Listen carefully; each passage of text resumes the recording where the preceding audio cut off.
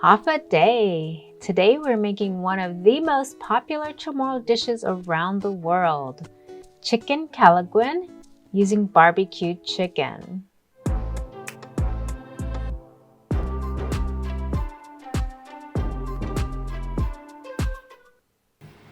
Let's juice first. My brother cuts the calamansi halfway down to get more calamansi juice out of the fruit. I bought 3 or 4 small bags. They made about 2 cups of calamansi juice and it freezes well for several years.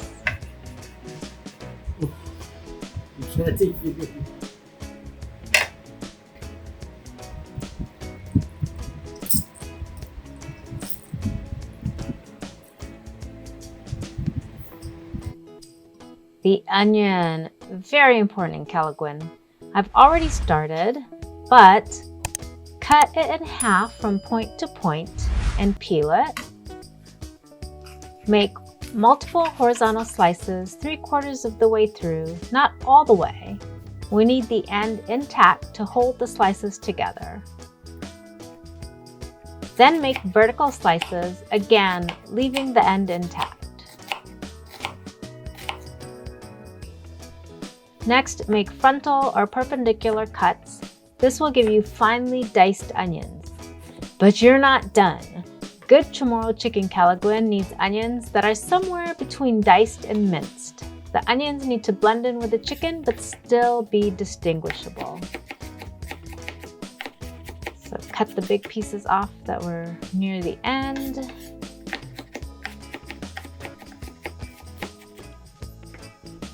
Here we go!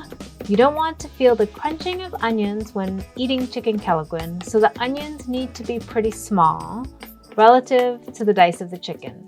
Some folks do make Kelaguen without onions for those that don't like onions. You can see when you're cutting this, it's almost kind of liquidy, but not, what you call that, pureed. For the green onions, you need to wash them good first. I've already rinsed these, but split the greens and rinse it well under running water. This is a closed piece, but this is how I split them. Dirt does get inside the open-ended one, so make sure you split and rinse those, and rinse at the base too.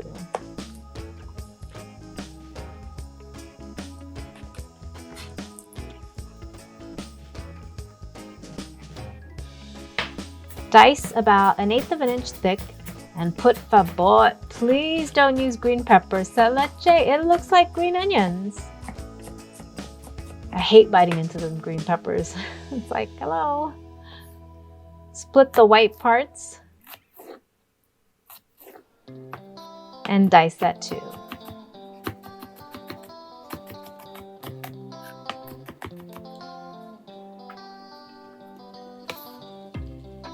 That's so pretty. These are barbecued leg quarters that I deboned and froze especially for Kelaguen.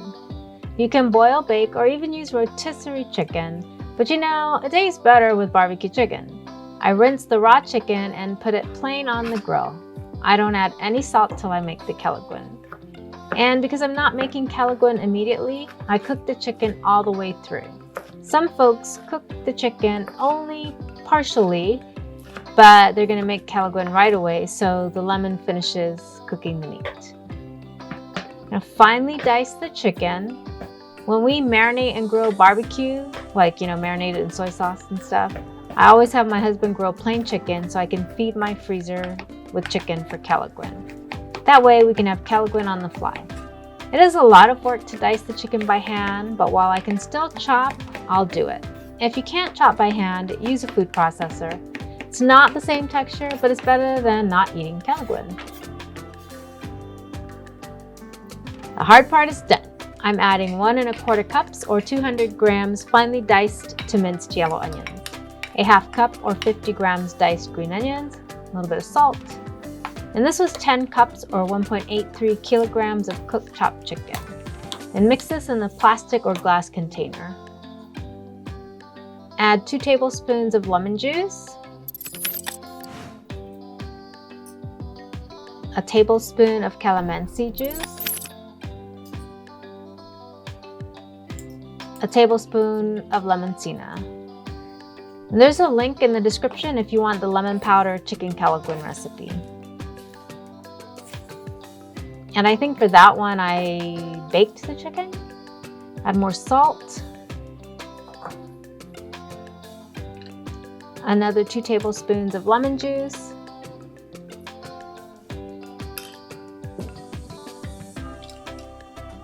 another tablespoon of calamansi juice, and another tablespoon of lemon tsee-na. Mix. You can use all lemon juice if you don't have lemon tsee-na and calamansi juice. Just be sure to taste as you go because lemon juice is stronger. Let's taste it. Alright, kelaguin should be more tangy than salty, and regardless of the recipe, you should always taste the kelaguin as you are making it. It needs more lemon. I always use more lemon than the other 2.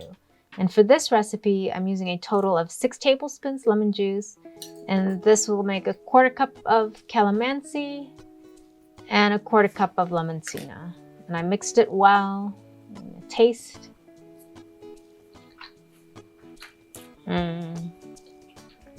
Perfect. Just need some pica.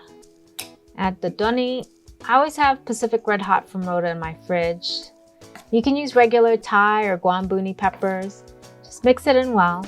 One of my favorite ways to eat chicken kelaguin is with hot white rice. The contrast between the hot and the cold, the tangy and plain, so good.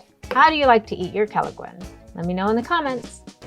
This is 1.5 cups or 140 grams freshly grated coconut. It's optional, but it makes kelaguin that much more mungilicious.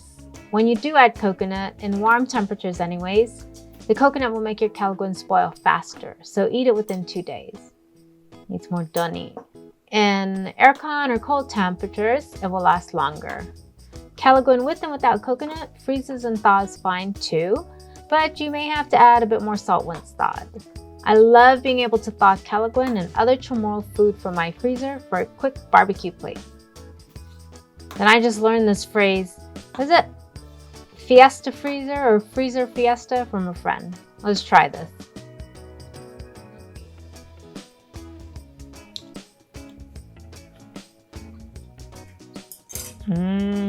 Perfecto.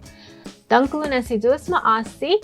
you very much for spending your precious time with me learning how to make Guam chicken kelaguin with fresh citrus juices. I hope you're now ready to give it a shot.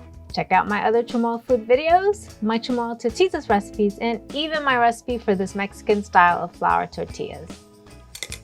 Adios!